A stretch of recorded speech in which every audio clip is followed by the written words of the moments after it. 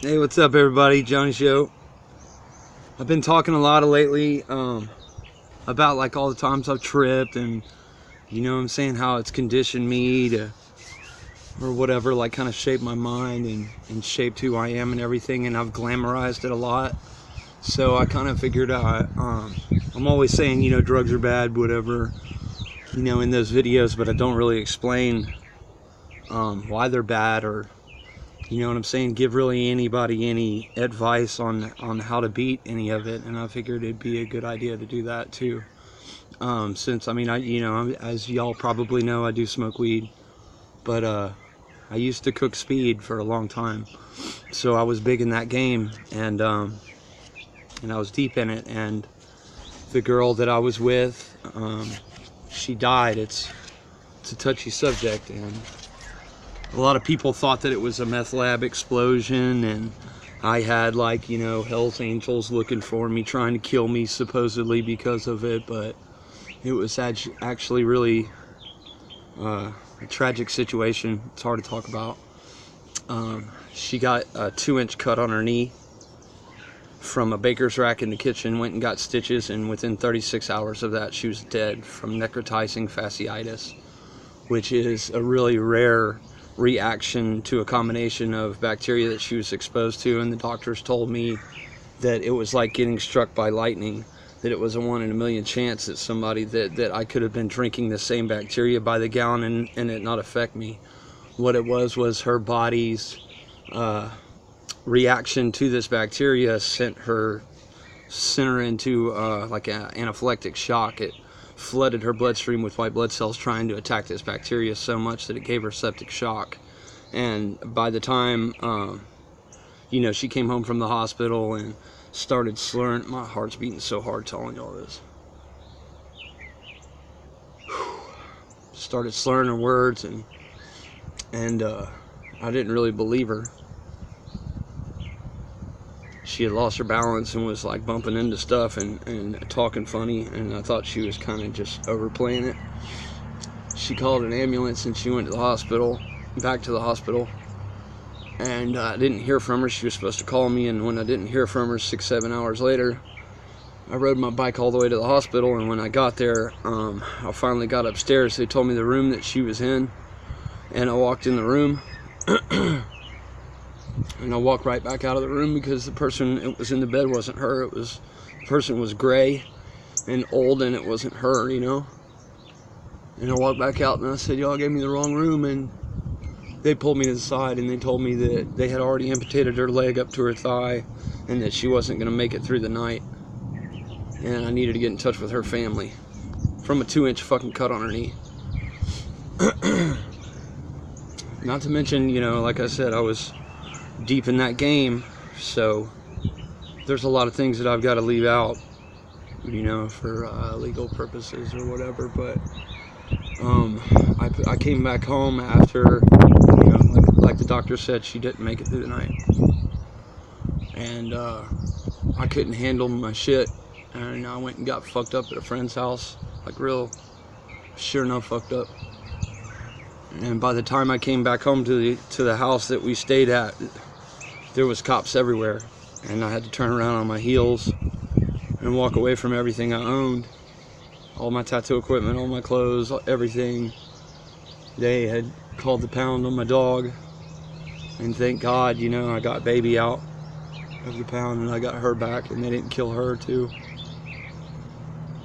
Anyway, this is a really hard story to tell, but anyway, because of all of that happening to me, you know, I came back to Atlanta to stay with my mom, and you know, I shut down everything. I didn't pick up a phone or Facebook or nothing for 6 months. I didn't talk to anybody. I didn't date anybody for a year. You know, I was fucked up, and that whole time of grieving, I was going through being sober for the first time in, you know, 30 years or whatever, coming heavy off of everything you can imagine.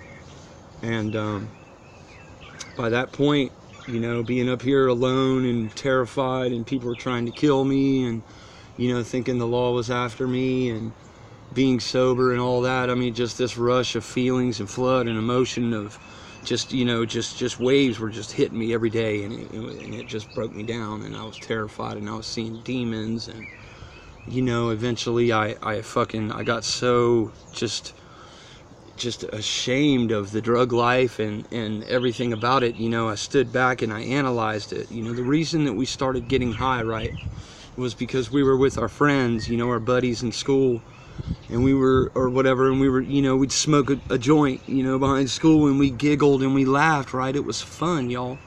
Like, we had fun. That's what we, you know, we were laughing and giggling, we were playful, and it was a positive, fun experience, right? Well, as time went on, you know, I mean, even those stories that I tell that I feel like shaped who I am, you know, all the hallucinogenics and, you know, that whole spectrum of things, like, I think that kind of thing is vital, kind of, to find out who you are really in life and everything. But when it's done in excess, and then when you get into the chemical phases of addictions and everything, when it finally gets to the point where it's just not fun like it was. Like, we started getting high because, you know, we enjoyed ourselves and we had fun.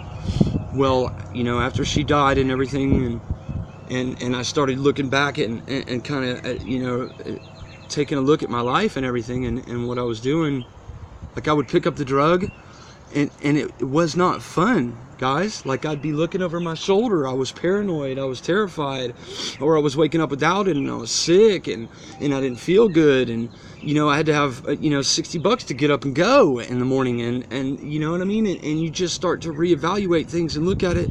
It's just not fun at that point anymore.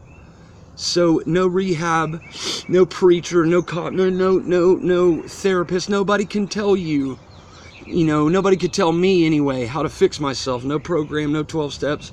You know, no other person could convince me that the shit just ain't fun anymore until I saw it for myself.